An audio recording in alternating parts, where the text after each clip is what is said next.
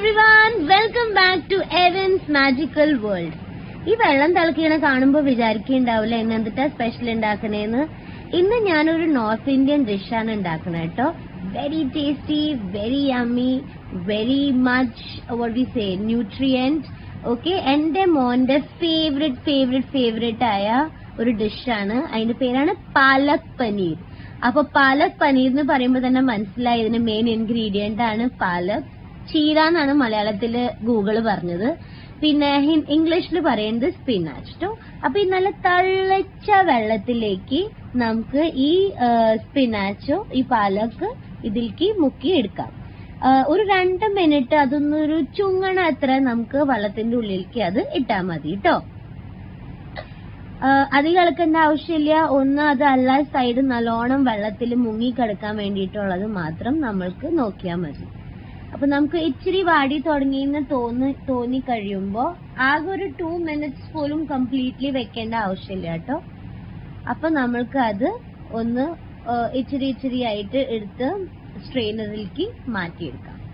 ഇപ്പൊ എനിക്ക് അത് ശരിക്കും ആ ഒരു വാടിയ ഒരു രൂപമായിട്ടുണ്ട്. അപ്പൊ നമുക്ക് അത് എടുത്ത് ഒന്ന് സ്ട്രെയിനറിലേക്ക് മാറ്റാം.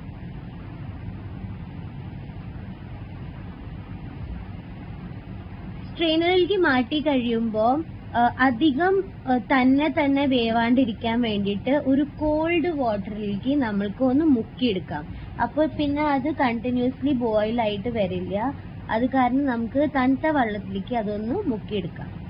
എന്നിട്ട് നമുക്ക് കുറച്ച് ജിഞ്ചറും ഗാർലിക്കും ചതച്ചെടുക്കാം. ഞാൻ എപ്പോഴും ജിഞ്ചർ ഗാർലിക് ചതച്ചെടുക്കും. കാരണം എനിക്കത് കുക്ക് ചെയ്ത് കഴിഞ്ഞ് നമ്മളെല്ലാം റെഡി ആയി കഴിയുമ്പോൾ നമ്മൾ തിന്നണ സമയത്ത് ഇത് വായിൽ വരുന്നത് എനിക്ക് അത്ര ഇഷ്ടമില്ല. അപ്പൊ ഞാൻ എപ്പോഴും ജിഞ്ചർ ഗാർലിക്കും ക്രഷ് ചെയ്തിട്ടാണ്.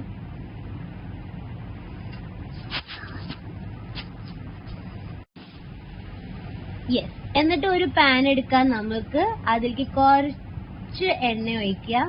ഒരു 2 സ്പൂൺസ് എണ്ണ നമുക്ക് ഒഴിക്കാം.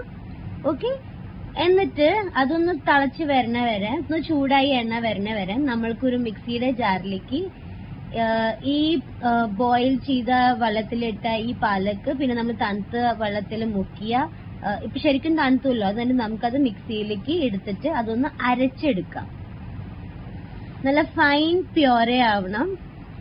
ഈ കൺസിസ്റ്റൻസി ആവുമ്പോൾ നമുക്ക് കുറച്ച് വെള്ളം ആഡ് ചെയ്ത് കൊടുക്കാം. എന്നിട്ട് നമുക്ക് പിന്നെയും അരിച്ചെടുക്കാം. ശരിക്കും ഫൈൻ കൺസിസ്റ്റൻസി ആയിട്ടിട്ടുണ്ട്.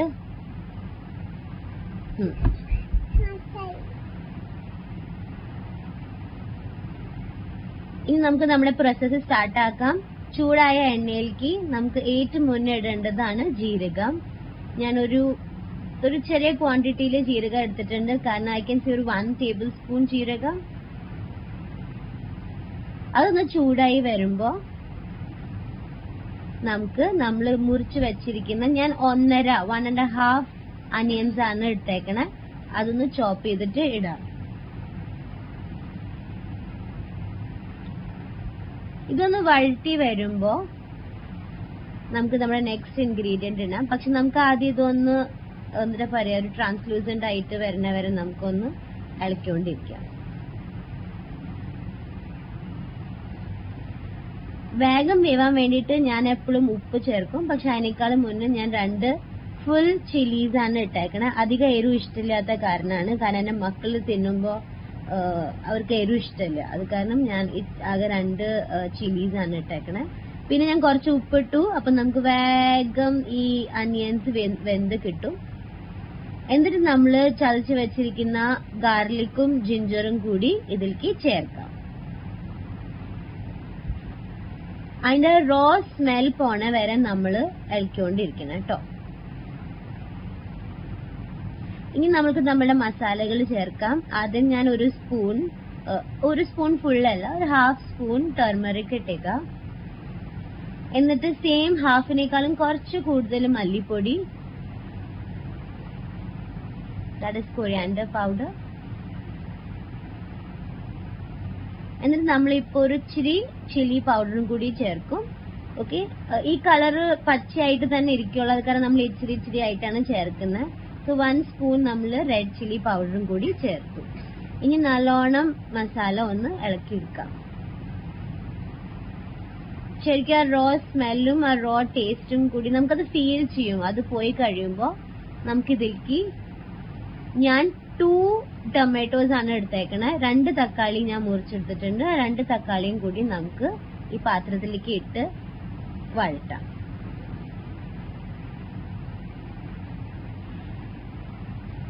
ശരിക്കും ഈ ടൊമാറ്റോസ് മഷി ആവണം. ഫുൾ ഇറ്റ് ഷുഡ് ഗെറ്റ് ഇങ്ങനെ ഈ ശരിക്കും പീസസ് ഒക്കെ ഇങ്ങനെ അലിഞ്ഞു പോവും. ഓക്കെ, അത് ആ ടെക്സ്ചറിൽ നമുക്ക് എടുക്കണം. അപ്പൊ നമുക്ക് ഈ എണ്ണ തെളിഞ്ഞു വരും എന്ന് പറയില്ലേ, ആ കൺസിസ്റ്റൻസി നമുക്ക് വേണം. അപ്പൊ ഇടയ്ക്കിടയ്ക്ക് നമുക്ക് ഈ ടൊമാറ്റോസ് ചതച്ചു കൊടുക്കാം.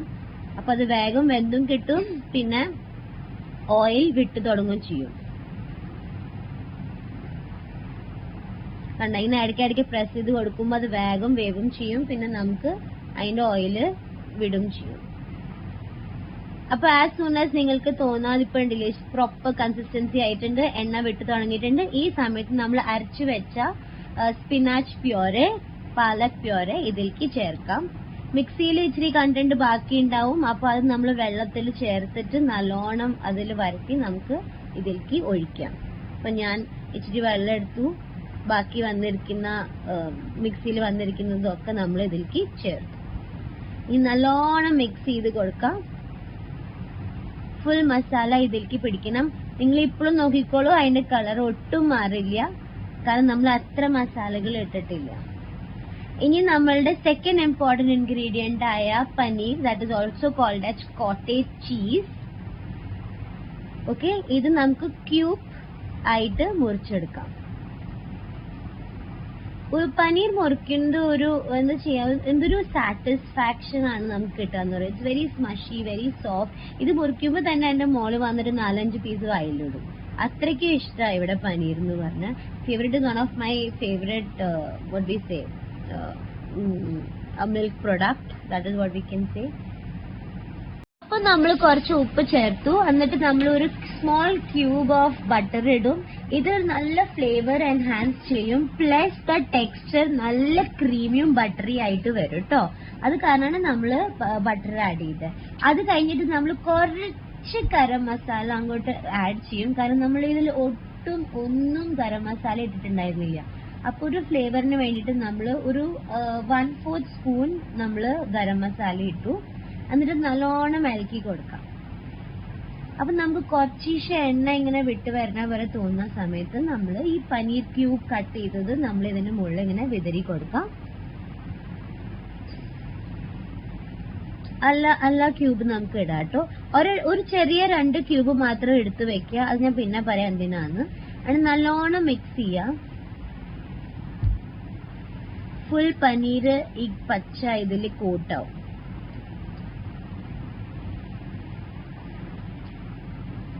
ഓക്കെ, ഇപ്പൊ നല്ലോണം മിക്സ് ആയിട്ടുണ്ട്.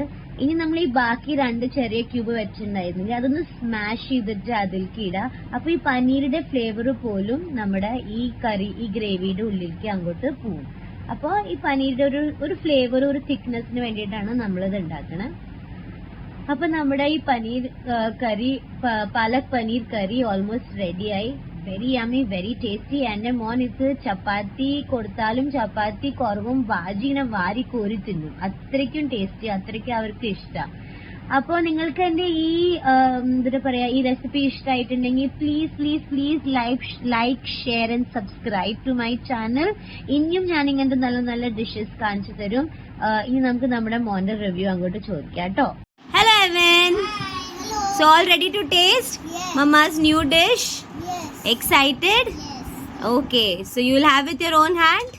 I don't know. I don't know how to. Wait, I'll give you. First piece Mama will give you, then you will eat, okay? So, S2 leg down. S2 keep your leg down, Babu. So you will eat by yourself, Mama will give you. Okay, very good.